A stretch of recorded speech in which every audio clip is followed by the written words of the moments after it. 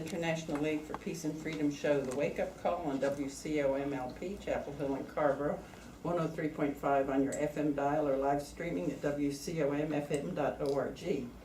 Today, our special guest is Minister Robert Campbell. Thank you, Iris.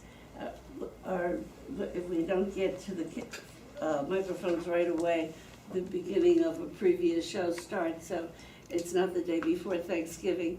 We are now anticipating Christmas, and hope all will be merry and bright for many people. And we're so delighted to have Minister Campbell, who is an ally in social justice endeavors in this community, and been a dear friend for many years. And we've got several things to talk about. Welcome. Glad to be here. We're so glad to have you here. This show, what we try to do, have guests who are trying to make our community, our state, to make it better for everybody. And you certainly have exemplified that and have devoted your life to for the community. And you're one of the most community-minded people I know. Thank you. Thank you very much. Yeah. So here we are before Christmas. And shall we start on the happy note of what you're anticipating for Saturday? Yes, this coming Saturday, which will be December the 21st, we are doing our annual toy and light clothes giveaway. This year, as we did last year, we are reaching out to help as many families that we possibly can, anticipating that we might do more than what we did last year. We're adding another fresh batch of sweet potatoes that are coming tomorrow morning. 1,600 pounds of sweet potatoes. We're also adding fresh collard greens this year.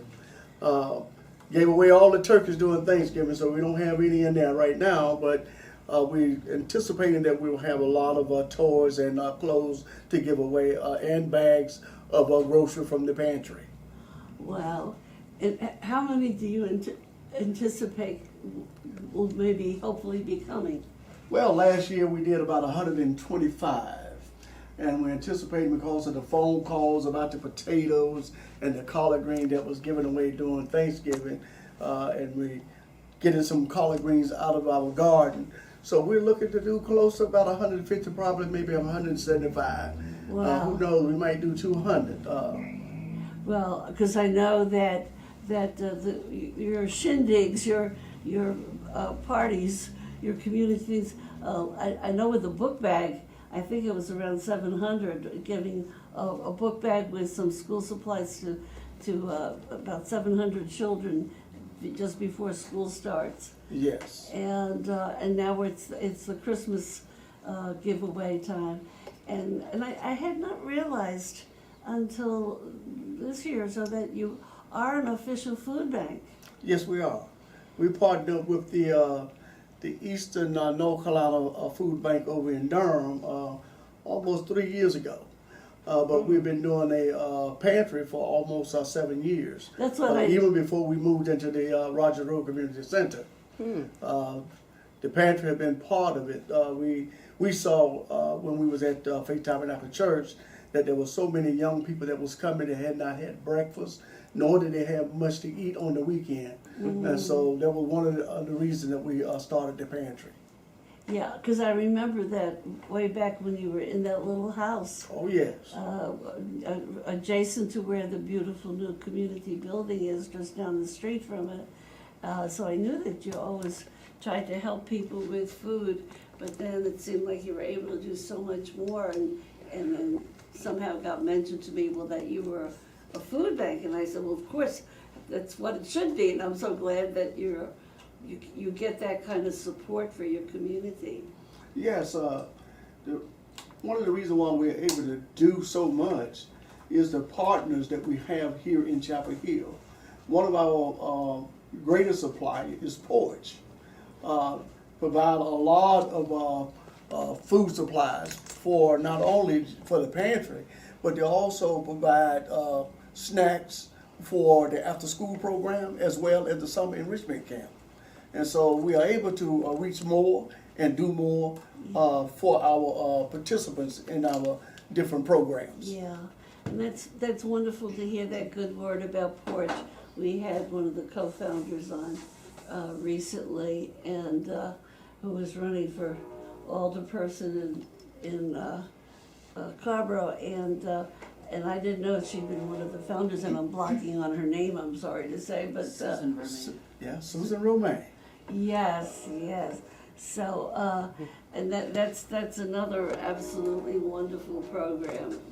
And they're the ones, aren't they the ones that send kids home with some food for the weekend? That is Table. Oh, that's Table. But Another good we program. also is partnered with Table as well. And so we have a lot of our partners that help us reach our goal. Yeah. And we say that because of a trailblazer like Susan Romaine, Yeah. she not only is she's moving things forward, but historically she's coming in as they change the name from alderman to council for the town of Carver. So historically, she is moving the needle in Carver. So she changed the name from alderman to alderwomen? Yeah, the name of alderman have been changed. They are council now. Oh, council. Yeah, they are councils. Just like the Chapel Hill I didn't Council, know that, they're Carver yeah. Council. Carborough Council. Persons. Well, good for her. Good for her.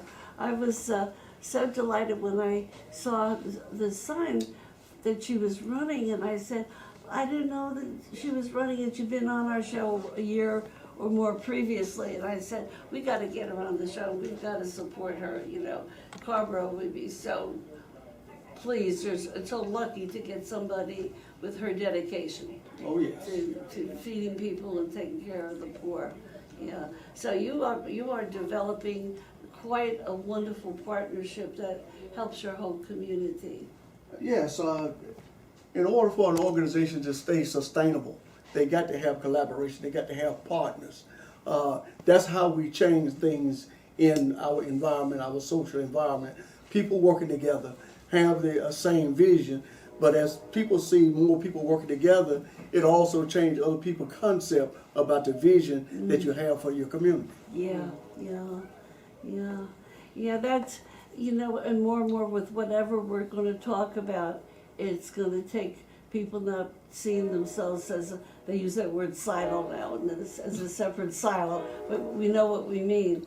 But that to pull together, that's where the power will lie, to make the kind of change that is desperately needed in every area in our country right now. So Rogers Road, I just wondered before we talk about, if you would just give us, because there's always some people who may not know what we're referring to. There's always new people moving in. Could you give us a brief synopsis of what we're talking about when we talk about the Rogers Road community? Sure, yes. We are an unincorporated area of Chapel Hill. We sometimes refer to ourselves as being the donut hole between three municipalities. We have dealt with issues like municipal drinking water and sewage service, as well as the host of a regional landfill that we was able to close. But we are still feeling the results of that. 40 years, folks, it took to close it. And it just closed, how long ago was it? Well, you could say 2013, but actually 2014, I think that was the day that we put the lock on the municipal fence. So that's just very recently. Just recently. Over 40 years, probably getting 45 years by the time it actually happened. And that was such a necessary thing. That had been such an unfair situation for you all. And so that's what got you started organizing in your community. Well, it was a partnership. I usually tell people, along with David Caldwell and the resident of the Rogers Road community, that we had patriots like Miss Gertrude Nunn to fill us in on the history and help us to keep the direction going in the right Yeah, direction. yeah. And so it was a collaboration between the neighbors of Rogers Eubanks neighborhood to help push this forward. We created a lot of partners in our journey that is still helping us in that process. Things are changing, but the one thing that we had to stay constantly involved in the cycle in order for things to continue. Of course, back in 2014, right on up to 2015, we submitted a report mapping our future in partnership with the Jackson Center that enhanced the vision of the resident of Rogers Road about what we wanted our development around us to look like, even with the possibility of development on the green track. We ran into some snags here in 2019, but we are looking to continue to move it forward because we also are concerned about affordable housing, but we also are concerned about mixed development that will bring some economic opportunity to the community. And so that is our vision for the green track. So that's what we're getting to now, which is going to potentially be a pretty hot political issue. Hot potato. Hot potato, because there's so little land left that could be developed, and this is a precious. How big is the green tract? It's actually 162 and a half acres. It's right adjacent to Parkley in the Rogers Road community, right? It is on the eastern side of the Rogers Road communities. It's in between MLK and Phoenix Place Development in Rogers Road. Yes, so it's tucked But away it expands all the way from Marion Road, which is on Homestead, all the way to Eubanks Road. Yeah, that's what I thought. It went by Eubanks Road. Yes. So here is this jewel, and it's called the Green Tract because it belonged to the Green family? It was purchased from, the Green family, but is also referred to as a solid waste operation, a field dirt site for covering for and maintaining maintenance on the landfill since it's closed. Beautiful piece of land, no doubt about it. It has the headwaters for Bowling Creek. It has a lot of long living hardwood trees, and it's important. But at the same time, we believe that with sensible development, that there can be some affordable homes and mixed economic development can be put on that property, as well as preserving it as green space. So you're hoping for some affordable homes to be on part of the property? Yes. And so the controversy is that some people don't want anything on it? That is true. Okay, because of the trees? Because of the trees, and but there's some sentiments that came out of some of the meetings that we had out there in Rogers Road about the green track and about development in the Rogers Road community that I try to get away from because it doesn't paint a good picture of collaboration and community unity. So I would just say that there's some mixed desires for the land. Some want to use it as a walking and bike trail to preserve it, but at the same time, we have a need here in Orange County. Our teachers and our law enforcement, our firefighters, they need to be able to live in the community in which they work.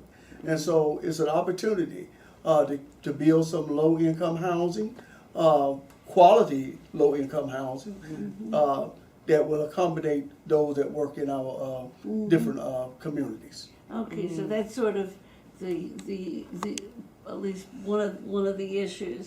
And Lord knows with the price of things in this community, we desperately do need, we have some alternative housing, but not very much affordable housing.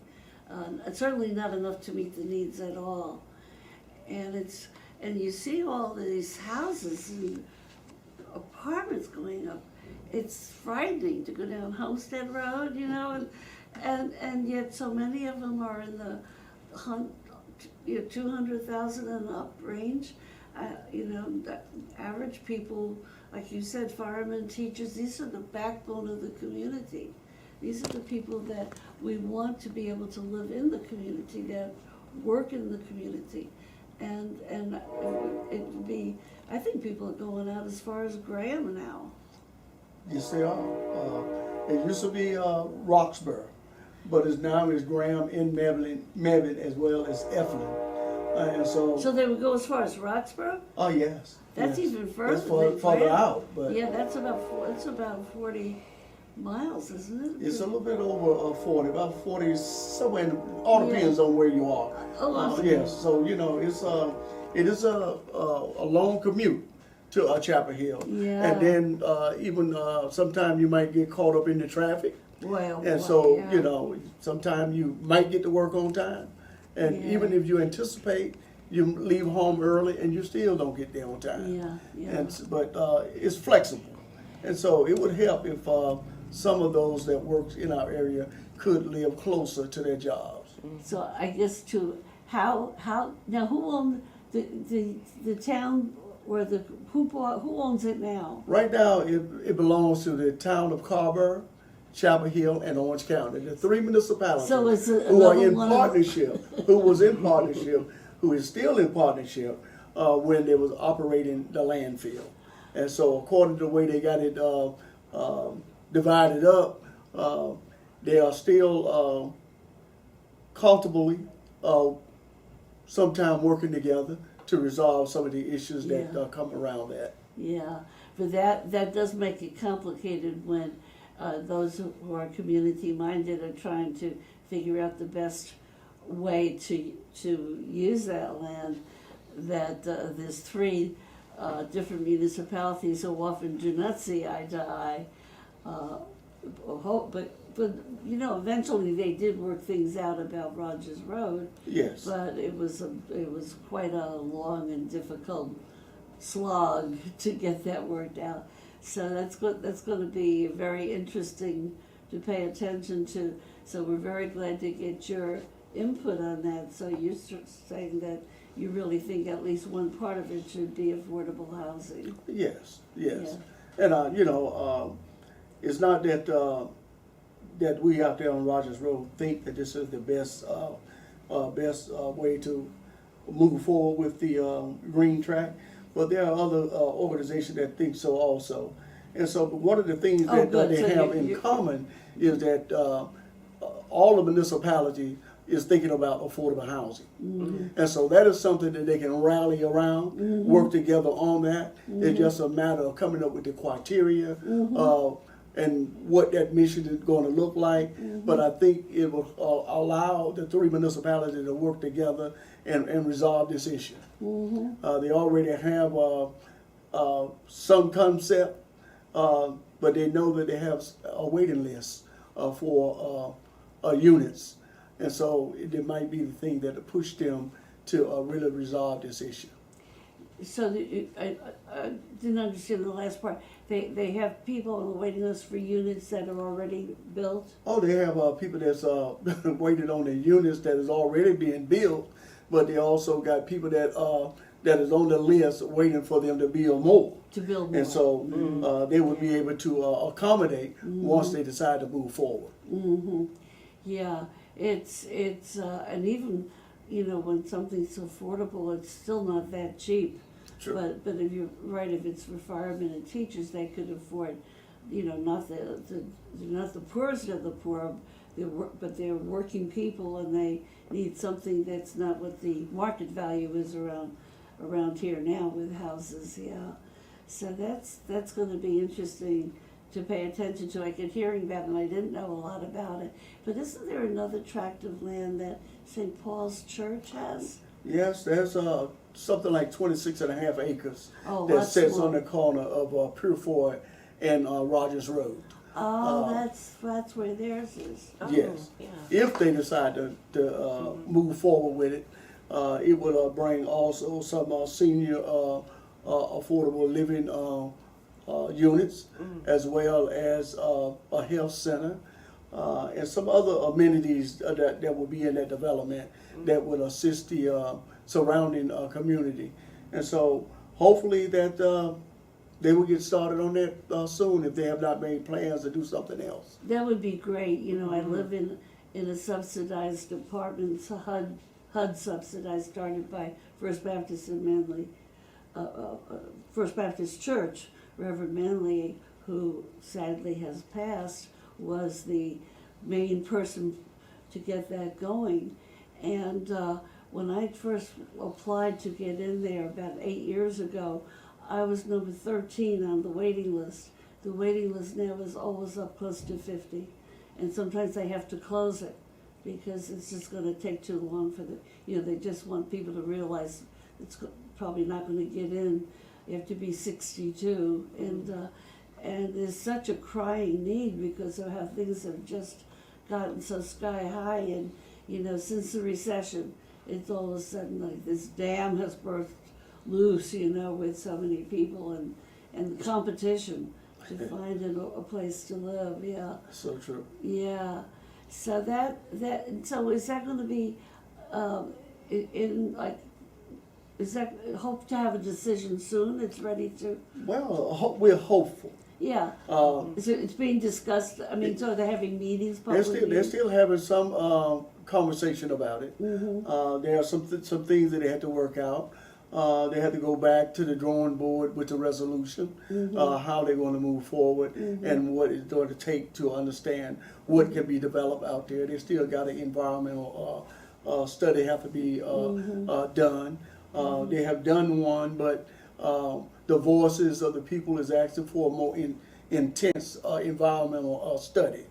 And from that environmental study, they'll be able to make recommendations of what can be built out there, how to build out there, how to protect what need to be protected, as well as bring other departments to the table, because what's going to keep them affordable is transportation. Is it going to be able to apply a route for the buses? What kind of transportation is that going to look like? And so there's a lot of things. Plus, even the school is requesting something like 20 acres to be able to build their school. They can build a school on less, but I can understand when you build something like this, you want to be able to expand in the future. Yeah. You want to be able to provide recreation for the school while you're there. So it's going to take a lot of dialogue, a lot of conversation at the table. And I would often mention about the Mapping Our Future report. The Mapping Our Future report is actually doing what we intended for it to do, to bring people to the table, to have that conversation, so everybody feel like that they are part of whatever that vision end up looking like.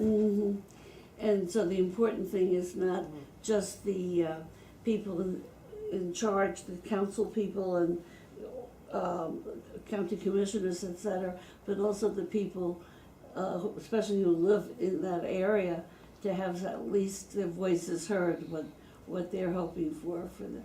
So thank you for letting us know, because I was very hazy about, I just kept hearing the green track for some years, and you wouldn't hear about it for a long time.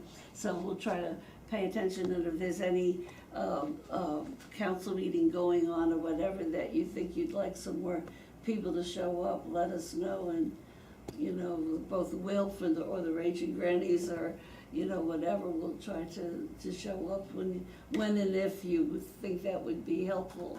Well, that is our goal, because that was one of the issues that caused the pushback. That neighbors were saying that they was not aware of the supposed development on the green track, and so we had to do more meetings to reach out to more people, to let them hear the report and be a part of the report and bring their thoughts to the table. And so we're open to those type of conversations, because we don't want anyone to feel like they were left out of the process. Exactly. In order to be transparent, we have to sometimes listen and we have to elaborate on what we listen to, Yeah. and learn how to agree, even Yeah. if we disagree. Learn how to agree. Well, and so if just a small group of neighbors started making input, and other neighbors, because it's a lot of neighborhoods around there, aren't aware of it. I mean, that's so important to get the word out, so that it's not just one small group of neighbors that are having the most input, but that other neighbors who also would be affected by whatever comes there can also at least get their voices heard. So that's really good. So that's just being talked about more recently, isn't it? Yes. Yeah. Well, I'm so glad you're filling us in, because, as I say, now that we don't have a newspaper, We need one.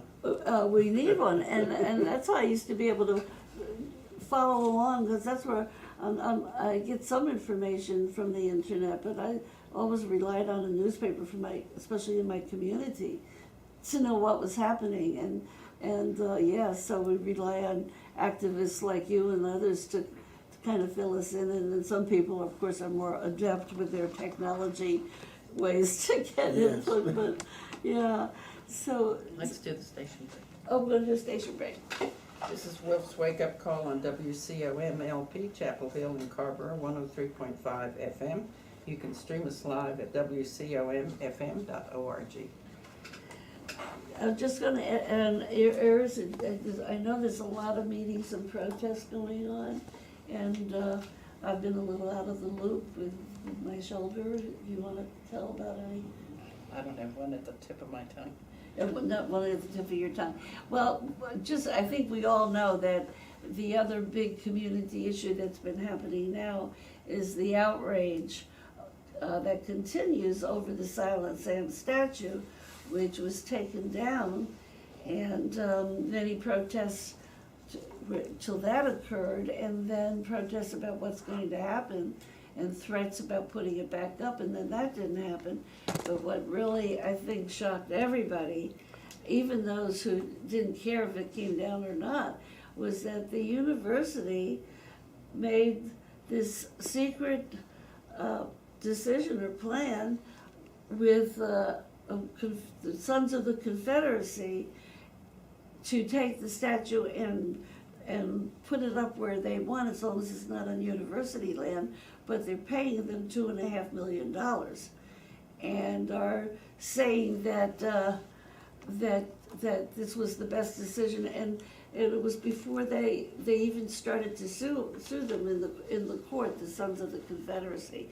So a lot of people, faculty, students, community people, and a few days later, the paper said that the Mellon Foundation, who was negotiating with them, the university, since spring, to give them a grant of $1.5 million that was to be for students and things to make the university more accessible to people and further its mission. And when they heard about what had happened, they withdrew their grant money. So already, that's one big public thing. The university is losing $1.5 million.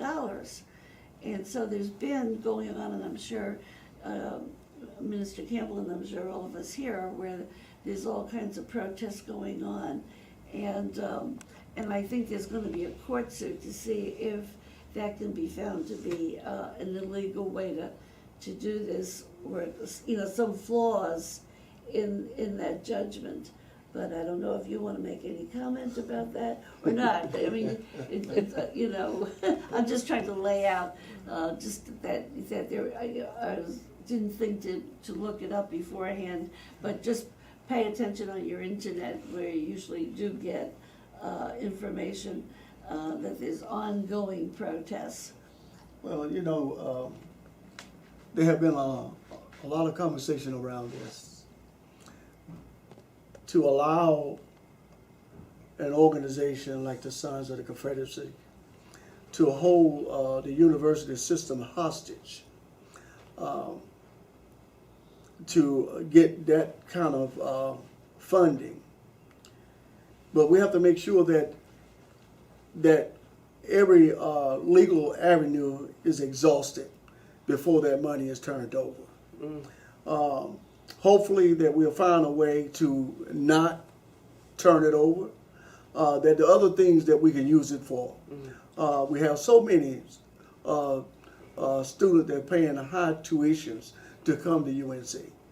We have so many students who are trying to pay back student loans, families that are still struggling. The cost of education is getting higher and higher every year. And so there's other ways that we can help those that is trying to better themselves. We can use it for social justice outreach in and around the community. It can also help pay their employees living wages. That would help. And so there's a lot of things that we could use that funding for, rather than paying people that spew out hate. We look at, if we look around our state, how many of our Christmas parades were put on hold and not bring the community together because someone threatened to come and be a part of the parade even though they're not a part of it. And so how long are we going to allow the Trojan horse syndrome to spear out into our society?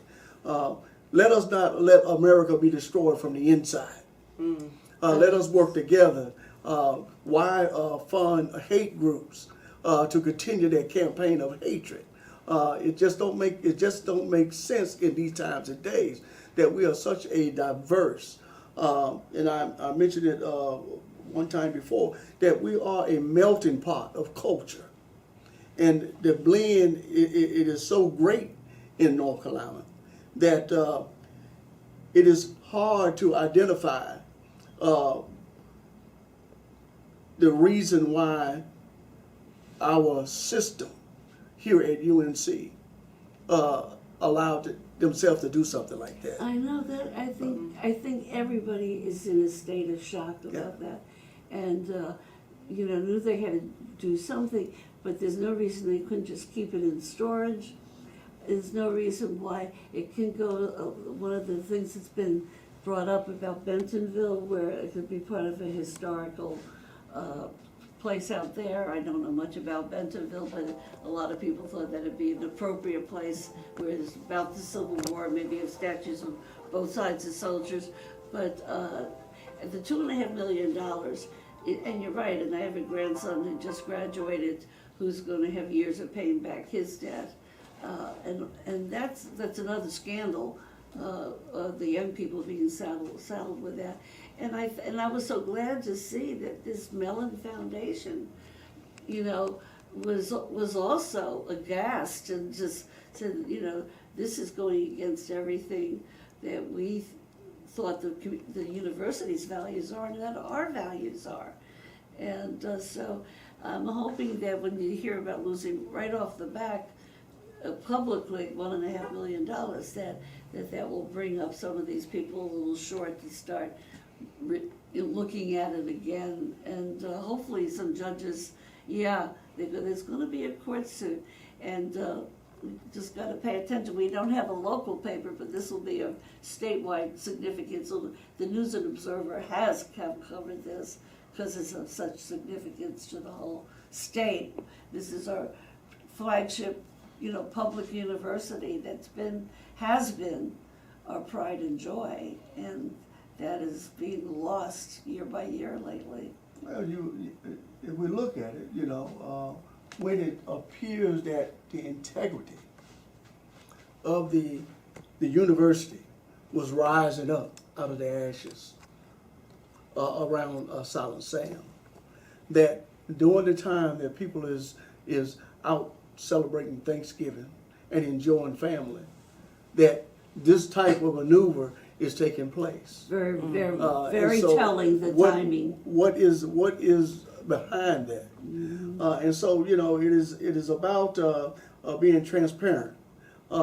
You created the campus safety commission, And then here we are left on the outside, and we find out about this just like everybody else did. Yeah. And so, what is the purpose of this commission? That's To right. help move the campus forward. We talk about safety, and so when we give a group this type of money that we know that is about devices that divides us, it seemed like, oh yeah, we can do this as long as nobody don't know that this is what you're doing. Yeah. So, what is going to be the checks and balance of this money? Is it going to be to maintain this gift that was given to the university a long time ago? Or is it going to be to create some type of in-camp to continue to fuel generations of hate in our society? There got to be some checks and balance. If it is there to maintain that stature and take care of that stature, we have to make sure that that the funding that comes from this is used just for that. Not to go out and buy guns, not to go out to buy more hate material. We just got to make sure that we do the right thing. And I think the right thing is that we go into the courts, hold this money up as long as they possibly can, and get the clarity from the judicial system about this issue. Yeah, I think this issue is going to go on for quite a while because it is such the community, and I think it's I think people all over the country, as they hear about this, will be appalled at what had been a great public university doing that. And somebody made a good point in the paper, either a letter to the editor or whatever, that this is encouraging other of these hate groups to, you use the word to hold the university hostage, to try to do things to blackmail the university now that they see that it's that easy to do. That, you just say a few nasty words and threaten them. I don't know what they did. Maybe the university officials want to run with open arms. I would hope not. But it says that it's setting up a precedent that whoever made these decisions is going to be really regretting it, because it's looking like the university's a patsy. So that's one of the big things in the community. Christmas or not, that we want to pay attention, and that's when they do these sneaky maneuvers, is right when the students are not going to be there. Everybody's thinking of first Thanksgiving, now Christmas is coming up. I hope they don't pull any other Christmas bonus. So Minister Campbell, would you want to ask people if people want to still contribute to Rogers Road, or? Oh yes. Because this is ongoing. There's going to be the big Christmas party this Saturday, but this is ongoing, helping people there. Yes, this is a ongoing thing. It just doesn't stop here at Christmas time. We are focusing on the well-being of the young people that participate in our after-school program as well as our summer camp. But we also distribute food every third Friday to the communities around Rogers Road to meet the needs of those that don't have access to fresh fruit and vegetables. We try to add that to our distribution as often that we can afford it. And so we take donations to help us do what we do. And so this coming Saturday from 1 to 4 p.m. At 101 Edgar Street, Chapel Hill, North Carolina, that we will be doing a tour and clothes giveaway. And we are still accepting donations. We're asking those that will donate that they give new unwrapped toys, or those toys that have not been overused that still can be given as a giveaway, as well as new clothes and coats, blankets to help keep kids warm, Hats and scarves. Hats and scarves, gloves, and even one of the most popular items now is boots. They love those those decorated boots, the different colors. And so those are some of the things that young people are looking for. They're also looking for a way to enhance their own buying. They will love gift cards to some of the major retail stores. Yeah. They like to go shopping for themselves. And so those are the type of things that we are trying to encourage donors to do. We'll still be accepting donations all the way up until 12:30 on the 21st.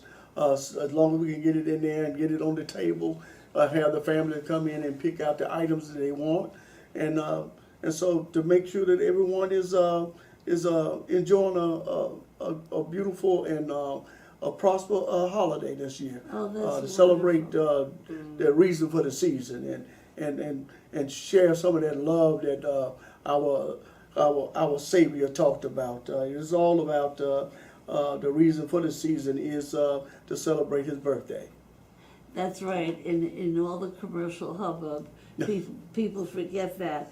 But even if you love kind of the glitter of going shopping, when you're putting stuff in the cart, remember Rogers Road, and throw in some extra hats and gloves, or even some boots. Or so this is the toys are for children. What age? From 4 years on up. From 4 years All the way up to 17. All the way up to 17. The 18 years old, they like to go and buy their own. Yeah. They kind of get away from the toys, not unless it's something electronic. They're into electronic now. Yeah, And so those are the type of things that we are looking to give away to help families. Some of the families have they're kind of big. They have anywhere from 3 to 6 siblings within the family, and so it can be devastating to a parent. And then we have a lot of single parents out there.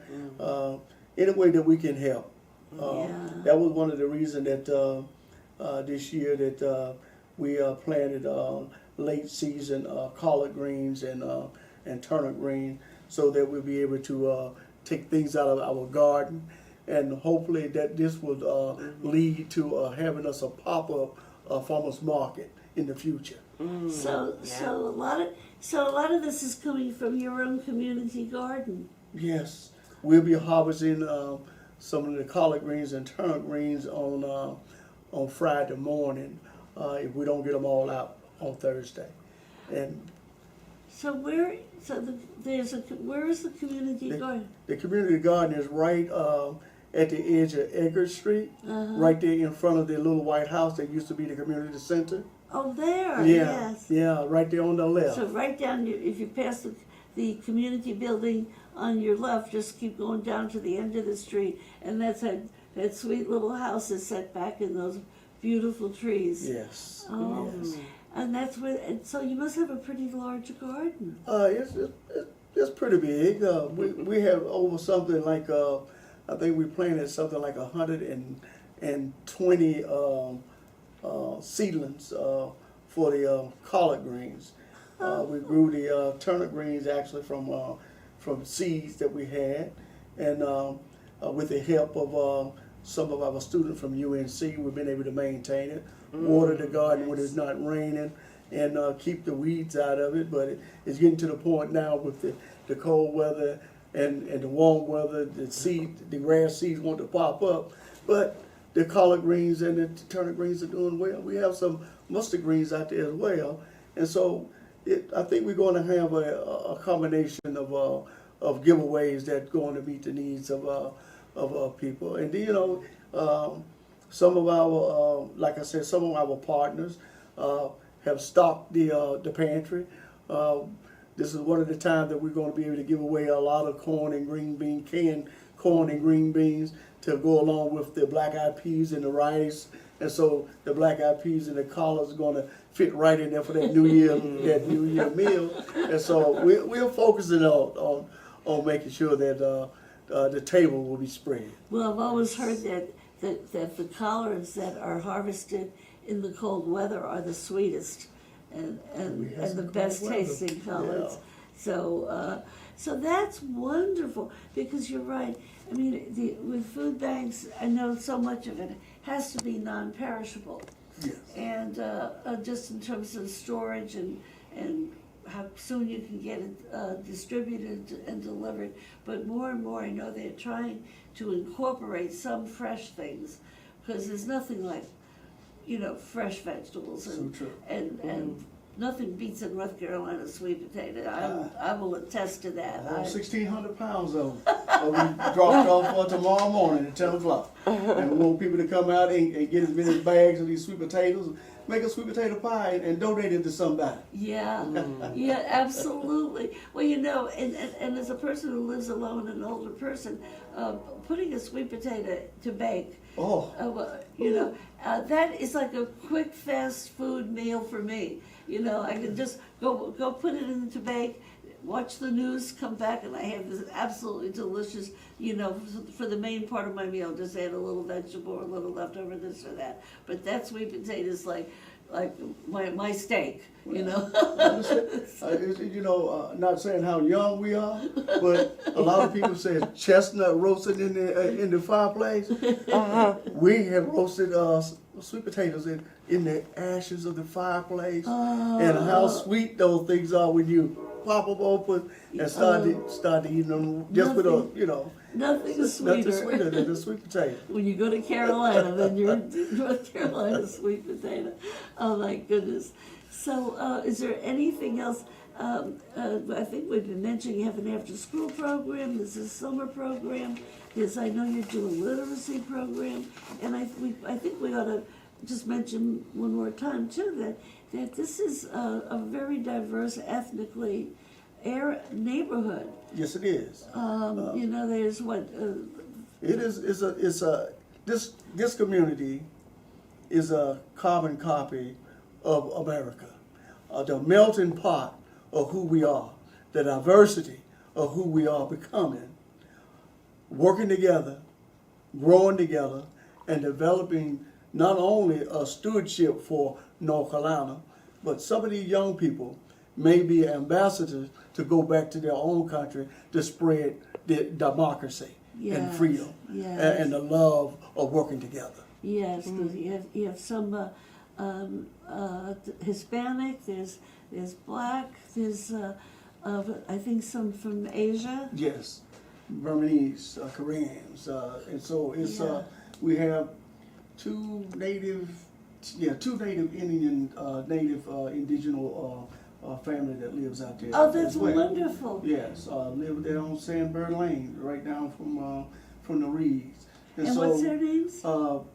Daniel, I can't think of Daniel in their last name, but he's been there for quite a while. And I would tell people that we have a jewel that a lot of people are not aware about. Yes. When you talk about Rogers Road, something like that, where is that? But it is the works that comes out of Rogers Road that help bring a better understanding of how working together can sustain a community, and that the works that goes farther out than just the boundaries of Rogers Road. Yeah. No, and I know you have been part of really fostering that all these different groups getting together and realizing they can do more together than being divisive, because it so easily could have gone the other way.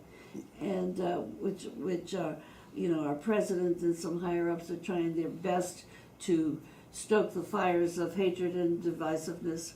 But Rogers Road is this wonderful model in our community. And you're right, our church is right around the corner, and they had not heard. It's a very small church, and some of them come from Durham and other places and had not heard of it. And once our church heard about Rogers Road, they're just in love with you all. They're really, because we all, once you know what you're doing. See, that's why we often say it is not about I, but it's about we. What we can do to bring forth those changes, and who is affected when we stand together against hatred or injustice. If we stand together with one voice and we have the vision of what we want to accomplish, we can do it. We can do Absolutely, absolutely. So that, and with Rogers Road, it's also a model of the environmental justice. Yes. Which I think more and more people are beginning to catch on to the fact that landfills and natural gas places and all these toxic kinds of equipment and processes are, it's always the poor and vulnerable communities. They're not going to go to Metamont and put in the landfill. I mean, even in this way, they're just not. It's not And gonna these happen. people have too much power, and they have money with their power. But what Rogers Road is showing, that if the people work together with one voice to work for justice in their community, they also have more power than they may have realized. Well, that is one of the things from this this new group that was formed around the Green Track. We call ourselves the Friends United Around the Green Track. The what? Friends United Around the Green Track. To come together, to work together, to come up with a plan that can become a vision of how to move forward with the 3 municipalities and affordable housing. But it reaches out further than that. It is breaking down some of the barriers that has separated us from social engagement. We have in the last 4.5 months, we may have come together about 12 times. Had 12 different meetings in the Rogers Road community. We're not just talking about development, but we are talking about how do we do sensible development and help with the issues of climate change. Exactly. There are so many different things that focus into it. You mentioned about landfill. A lot of people don't realize that the methane gas that comes from these landfills also destroy the ozone. Confined animal feeding operation that create all this animal waste, especially around hog lagoons.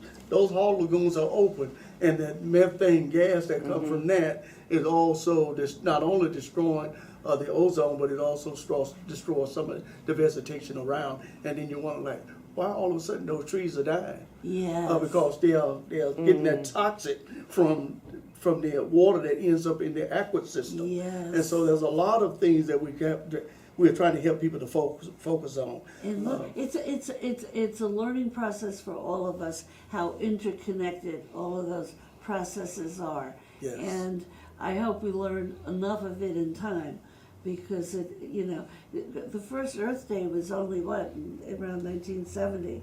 So and this was like a whole new concept to people, and so I think it's definitely a learning process, and you've been in the forefront, and I know you and David have gone to other communities to show the model of what you all have accomplished in yours, to encourage them to emulate the successes by working together and getting more of different parts of the community working with you, so you're not just alone trying to do it. Yeah. So true.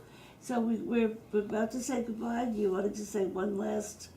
Well, there is an event that's coming up in January, on January the 19th and the 20th. It is the Sankofa African American Museum on Wheels. We'll be bringing that to Chapel Hill during MLK Service Week. And we were having that housed at the Rogers Eubanks Community Center at 101 Eckerd Street. And so we are What's the date again? It's January the 19th and January the 20th. It's during the MLK Service Community Service Week to come out and be a part of it. It is an opportunity it's an opportunity to teach those that are not aware of contribution that have been part of the culture of America, that have been contribution of people of color. Well, let's work out either that you come right before, or maybe come after and tell us about it. And if it's not before, get me some kind of a little printout about that we can make an announcement about it. So we'll talk. Will do. That'd be wonderful. Well, again, Minister Robert Campbell from the Rogers Road community has been our guest. And next week is Christmas, and so we're going to be celebrating Christmas, so we won't have our show next week. But stay tuned for the following week. Thank you.